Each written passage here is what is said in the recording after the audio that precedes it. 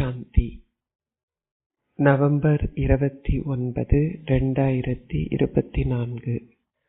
காலை முரளி பாப்தாதா, மதுபன்.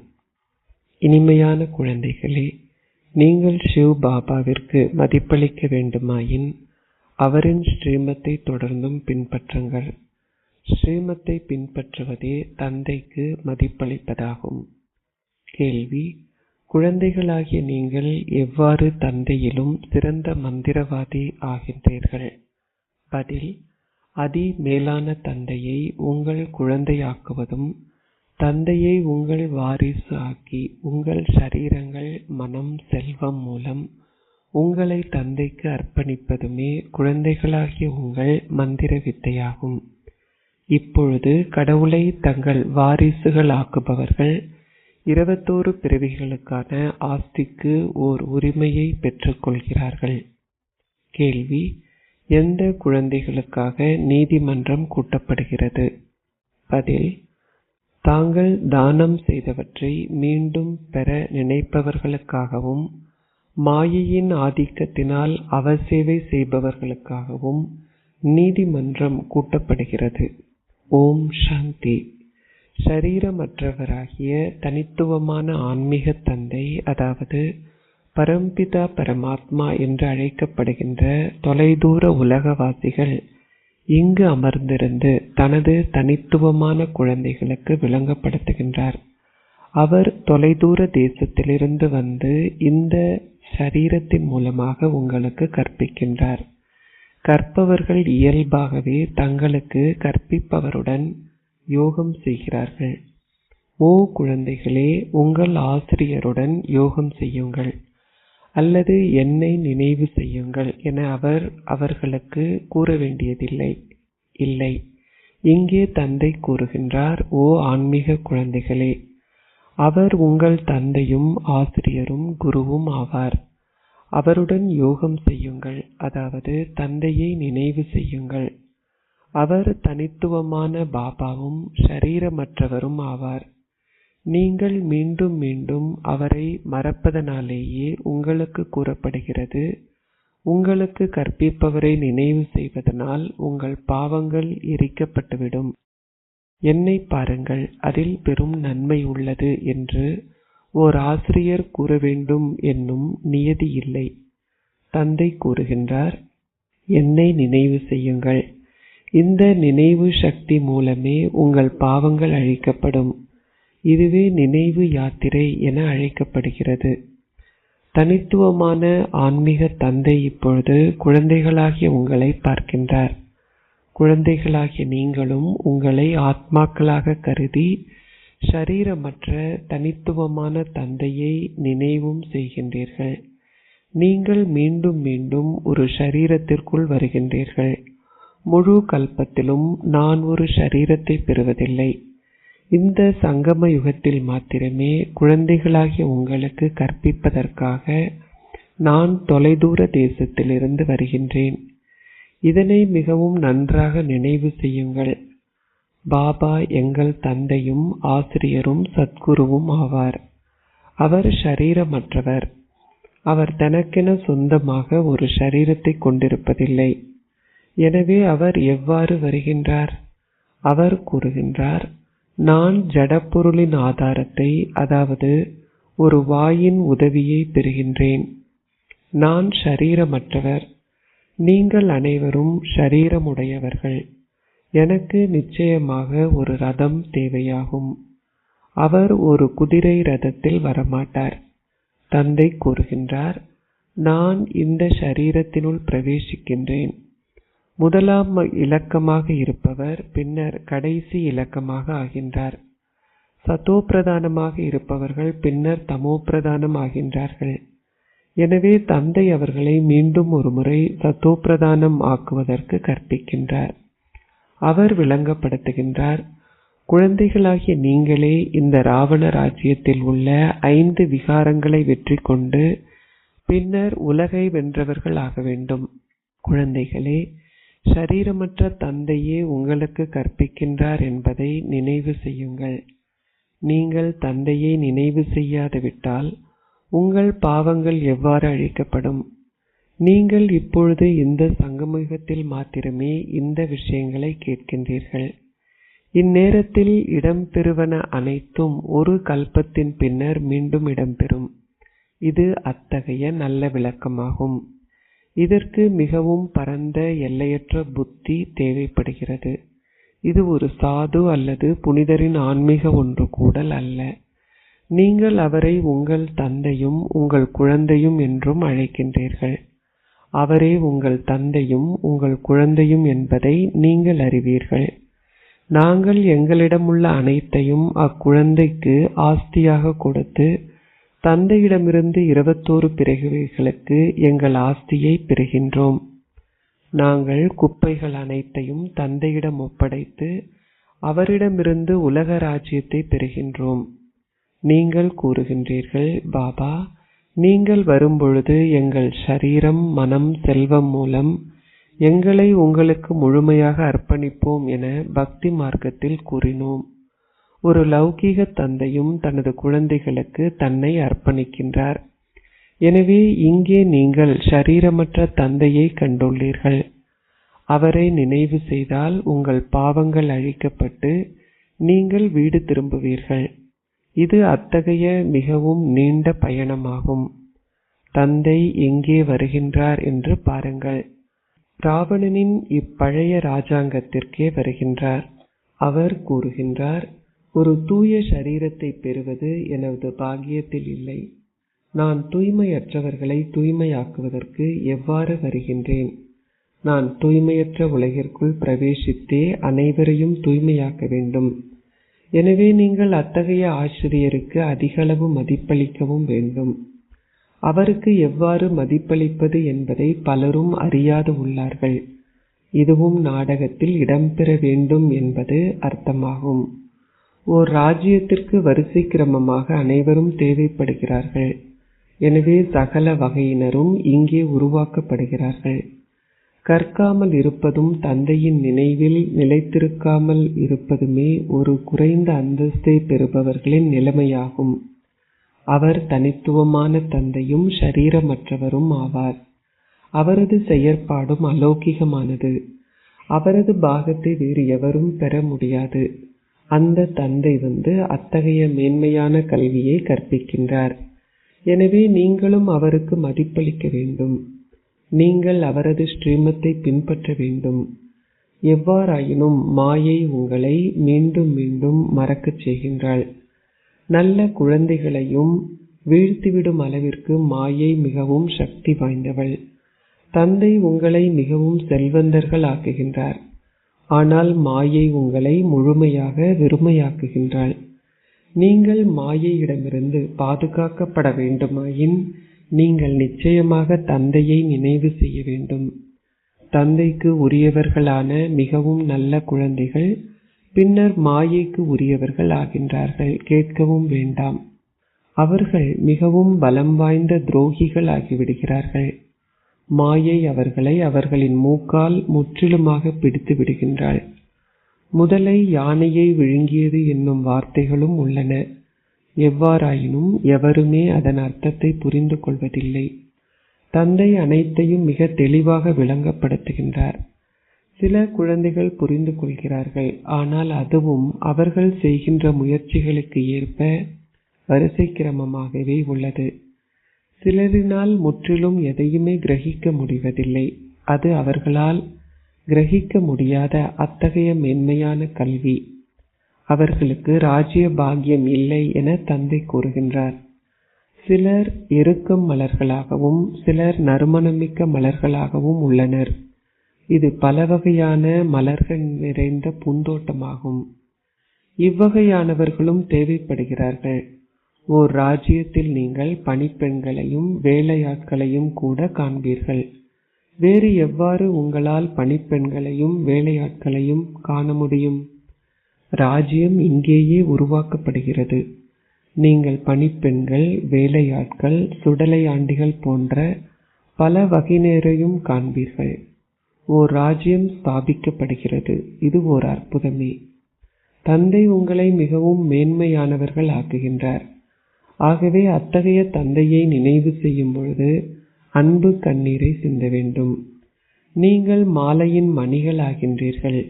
நீங்கள் கூறுகின்றீர்கள், பாபா, நாங்கள் மிகவும் தனித்துவமானவர். நீங்கள் தூய்மையற்ற எங்களை தூய்மையானவர்கள் ஆக்குவதற்காக எவ்வாறு வந்து கற்பிக்கின்றீர்கள் என்று பாருங்கள். பக்தி மார்க்கத்தில் மக்கள் சிவனை வழிபட்ட போதிலும் அவர் தூய்மையாக்குபவர் என்பதை அவர்கள் புரிந்து கொள்ளவில்லை. இருந்தும் அவர்கள் தொடர்ந்தும் அழைக்கின்றார்கள். ஓ தூய்மையாக்குபவரே, வாருங்கள், வந்து எங்களை அழகிய தேவர்கள் ஆக்குங்கள். தந்தை குழந்தைகளாகிய உங்களுக்கு கட்டளைகளுக்கு கீழ்ப்படுகின்றார். அவர் வந்ததும் கூறுகின்றார், குழந்தைகளே தூய்மையாகுங்கள். இதனாலேயே குழப்பங்கள் உருவாகின்றன. தந்தை அற்புதமானவர். அவர் குழந்தைகளுக்கு கூறுகின்றார், என்னை நினைவு செய்யுங்கள், உங்கள் பாவங்கள் அழிக்கப்படும். ஆத்மாக்களாகிய உங்களுடனேயே தந்தை பேசுகின்றார் என்பது அவருக்கு தெரியும். ஆத்மாக்களே அனைத்தையும் செய்கின்றார்கள். ஆத்மாக்களே பாவ செயல்களையும் செய்கின்றார்கள். பின்னர் ஆத்மாக்களே ஷரீரத்தின் மூலமாக வேதனையையும் அனுபவம் செய்கிறார்கள். உங்களுக்காக, அதிலும் குறிப்பாக சேவை செய்வதற்கு தகுதியானவர்களாகி பின்னர் துரோகிகள் ஆகிய குழந்தைகளுக்காக நீதிமன்றம் கூட்டப்படும். மாயை எவ்வாறு உங்களை விழுங்குகின்றாள் என்பதை தந்தை மாத்திரமே அறிவார். பாபா, நான் தோற்கடிக்கப்பட்டு விட்டேன். நான் எனது முகத்தை அழுக்காக்கிக் கொண்டேன். இப்பொழுது என்னை மன்னித்து விடுங்கள். நீங்கள் வீழ்ந்து இப்பொழுது மாயைக்குரியவர்கள் ஆகியுள்ளீர்கள். எனவே எவ்வாறு மன்னிப்பது? அந்த ஆத்மாக்கள் பின்னர் பெரும் முயற்சி செய்ய வேண்டும். மாயையினால் தோற்கடிக்கப்பட்ட பலர் உள்ளனர். தந்தை கூறுகின்றார், இங்கு தந்தைக்கு தானம் செய்தவற்றை மீண்டும் பெறாதீர்கள். இல்லாது விட்டால் அனைத்தும் முடிவடைந்துவிடும். ஹரிச்சந்திரனின் உதாரணமும் உள்ளது. ஒரு தானம் செய்ததன் பின்னர் நீங்கள் மிகவும் எச்சரிக்கையாக இருக்க வேண்டும். நீங்கள் மீண்டும் அதனை பெற்றால் 100 மடங்கு தண்டனை கிடைக்கும். பின்னர் மிகவும் குறைந்த அந்தஸ்தே பெறப்படும். ஓர் ராஜ்யம் ஸ்தாபிக்கப்படுகிறது என்பது குழந்தைகளாகிய உங்களுக்கு தெரியும்.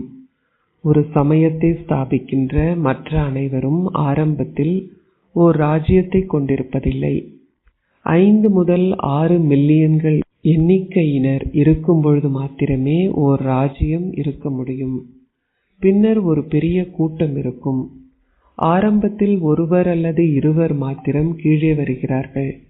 பின்னர் வளர்ச்சி இடம் பெறுகிறது. கிறிஸ்து ஏதோ ஒரு ரூபத்தில் வருவார் என்பது உங்களுக்கு தெரியும். முதலாம் இலக்கத்திற்கு உரியவர் பின்னர் நிச்சயமாக இறுதி இலக்கத்தில் ஓர் யாசிப்பவரின் ரூபத்தில் இருப்பார். இந்நேரத்தில் ஒரு யாசிப்பவரின் ரூபத்தில் கிறிஸ்து எங்கேயோ இருக்கின்றார் என்று கிறிஸ்தவர்கள் உடனடியாக கூறுகிறார்கள். இதிலிருந்து அவர் மறுபிறவி எடுக்க வேண்டும் என்பது புரிந்து கொள்ளப்படுகிறது. அனைவரும் நிச்சயமாக தமோ பிரதானம் ஆக வேண்டும். இந்நேரத்தில் முழு உலகமும் தமோ பிரதானமாகவும் முற்றிலும் உக்கிய நிலையிலும் உள்ளது. இந்த பழைய உலகம் நிச்சயமாக அழிக்கப்பட உள்ளது. கிறிஸ்துவுக்கு 3000 ஆண்டுகளுக்கு முன்னர் ஸ்வர்க்கம் இருந்ததாகவும் அது மீண்டும் நிச்சயமாக இருக்கும் எனவும் கிறிஸ்துவர்களும் கூறுகின்றார்கள். எவ்வாறாயினும் எவரால் இந்த விஷயங்கள் அனைத்தையும் விளங்கப்படுத்த முடியும்? தந்தை கூறுகின்றார், சில குழந்தைகள் அந்த ஸ்திதியை இன்னமும் அடையவில்லை. அவர்கள் திரும்ப திரும்ப எழுதி கூறுகிறார்கள், என்னால் யோகத்தில் நிலைத்திருக்க முடியவில்லை. குழந்தைகளின் செயற்பாட்டிலிருந்து பாபா புரிந்து கொள்கின்றார். அவர்கள் தங்கள் செய்தியை பாபாவிற்கு கொடுப்பதற்கும் பயப்படுகிறார்கள். தந்தை குழந்தைகளாகிய உங்களை அதிகளவு நேசிக்கின்றார். அவர் உங்களுக்கு அன்பாக வணக்கம் தெரிவிக்கின்றார். ஆனால் சில குழந்தைகளுக்கு அகங்காரம் உள்ளது. மாயை மிகவும் நல்ல குழந்தைகளையும் மறக்கச் செய்கின்றாள். பாபாவுக்கு இதனை புரிந்து கொள்ள முடியும். அவர் கூறுகின்றார், நான் ஞானம் நிறைந்தவர், ஜானி ஜனன்கார், அதாவது உள்ளே உள்ள ரகசியங்களை அறிந்தவர் என்றால் ஒவ்வொருவருக்கும் உள்ளே இருப்பவற்றை அறிந்தவர் என்று அர்த்தம் அல்ல. நான் இங்கு வந்திருப்பது உங்களுக்கு கற்பிப்பதற்காகவா அல்லது உங்களை படித்து அறிந்து கொள்வதற்காகவா? நான் எவரையும் படித்து அறிந்து கொள்வதில்லை. இந்த சரீரதாரியும் கூட எவரையும் படித்து அறிந்து கொள்வதில்லை. அவர் அனைத்தையும் மறக்க வேண்டி உள்ளது. எனவே எதனை அவர் படித்து அறிய முயற்சிப்பார்? நீங்கள் இங்கே கற்பதற்காக வருகின்றீர்கள். பக்தி மார்க்கம் வேறானது. வீழ்வதற்கு ஒரு காரணம் இருக்க வேண்டும். இந்த விஷயங்கள் மூலமே நீங்கள் வீழ்கின்றீர்கள். இந்த நாடகத்தின் விளையாட்டு முன்கூட்டியே நிச்சயிக்கப்பட்டது. பக்தி மார்க்கத்தில் சமய நூல்களை வாசிப்பதனாலும் கீழே வருவதாலும் நீங்கள் தமோ பிரதானம் ஆகின்றீர்கள். நீங்கள் இந்த அழுக்கான உலகில் இனியும் இருக்க விரும்பவில்லை. கலியுகத்தின் பின்னர் சத்யுகம் இருக்கும். இப்பொழுது இது சங்கம யுகமாகும். இந்த விஷயங்கள் அனைத்தும் கிரகிக்கப்பட வேண்டியவை. தந்தை மாத்திரமே இந்த விஷயங்களை விளங்கப்படுத்துகின்றார். உலகில் மற்ற அனைவரின் புத்தியிலும் கோத்ரேஜ் பூட்டு உள்ளது. தெய்வீக குணங்களை கொண்டிருந்தவர்கள் இப்பொழுது அசுர குணங்களை உடையவர்கள் ஆகியுள்ளார்கள் என்பதை நீங்கள் புரிந்து கொள்கிறீர்கள். தந்தை விளங்கப்படுத்துகின்றார். பக்தி மார்க்கத்திற்குரிய அனைத்து விஷயங்களையும் இப்பொழுது மறந்துவிடுங்கள். நான் உங்களுக்கு கூறுவதை மாத்திரம் இப்பொழுது கேளுங்கள். தீயதை கேட்காதீர்கள். நான் கூறுவதை மாத்திரம் கேளுங்கள். நான் இப்பொழுது உங்களை அக்கறைக்கு அழைத்து செல்லவே வந்துள்ளேன். நீங்கள் இறை சமுதாயத்தினர். பிரஜாபிதா பிரம்மாவின் தாமரை உதடுகளினால் நீங்கள் உருவாக்கப்பட்டுள்ளீர்கள். நீங்கள் அனைவரும் தத்தெடுக்கப்பட்ட குழந்தைகள்.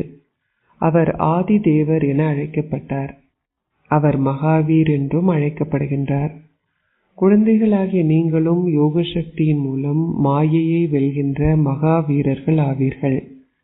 தந்தை ஞானக்கடல் என்று அழைக்கப்படுகின்றார். ஞான கடலான தந்தை தட்டு நிறைந்த அழிவற்ற ஞான ரத்தினங்களை உங்களுக்கு கொடுக்கின்றார். அவர் உங்களை மிகவும் செழிப்பானவர்கள் ஆக்குகின்றார். ஞானத்தை கிரகிப்பவர்கள் உயர்ந்ததோர் அந்தஸ்தை பெறுகின்றார்கள். அதனை கிரகிக்காதவர்கள் நிச்சயமாக குறைந்த அந்தஸ்தையே பெறுவார்கள். நீங்கள் எல்லையற்ற பொக்கிஷங்களை தந்தையிடமிருந்து பெறுகின்றீர்கள். அலாவுதீன். அலாவுதீனும் அற்புத விளக்கும் என்ற கதையும் உள்ளது. அங்கே உங்களுக்கு எந்த குறையும் இருக்க முடியாது என்பதும் உங்களுக்கு தெரியும். தந்தை உங்களுக்கு 21 பிறவிகளுக்கான உங்கள் ஆஸ்தியை கொடுக்கின்றார். எல்லையற்ற தந்தை உங்களுக்கு ஓர் எல்லையற்ற ஆஸ்தியை கொடுக்கின்றார். ஓர் எல்லைக்கு உட்பட்ட ஆஸ்தியை பெறும்பொழுதும் மக்கள் நிச்சயமாக எல்லையற்ற தந்தையை நினைவு செய்கிறார்கள். ஓ கடவுளே, கருணை கொள்ளுங்கள், ஆசீர்வாதங்களை அருளுங்கள். அவர் உங்களுக்கு எதனை கொடுக்க உள்ளார் என்பதை எவரும் அறிய மாட்டார்கள். பாபா உங்களை உலக அதிபதிகள் ஆக்குகின்றார் என்பதை நீங்கள் இப்பொழுது புரிந்து கொள்கிறீர்கள். பிரம்மாவின் மூலம் ஸ்தாபனை இடம்பெறுகிறது என்பது படத்திலும் காட்டப்படுகிறது. பிரம்மா உங்களின் முன்னிலையில் ஒரு சாதாரண ரூபத்தில் அமர்ந்துள்ளார். ஸ்தாபனை இடம்பெறும் பொழுது அவர் நிச்சயமாக அதற்கு கருவியாக்கப்படுவார்.